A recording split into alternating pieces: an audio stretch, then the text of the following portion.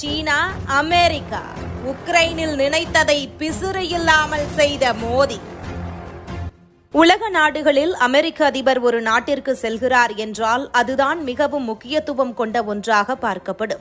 ஆனால் இந்த முறை உலக நாடுகள் தொடங்கி உலக ஊடகங்கள் வரை இந்திய பிரதமர் மோடி உக்ரைன் நாட்டிற்கு பயணம் செய்வதை அதிக ஆர்வமாக எதிர்பார்த்திருந்தனர். குறிப்பாக இரு நாடுகளும் என்ன செய்ய போகிறது என எதிர்பார்த்த நிலையில் அனைவருக்கும் ஆச்சரியம் கொடுக்கும் விதமாக பிரதமர் மோடி என்ன சொன்னாரோ அதை செய்து காட்டியிருக்கிறார்.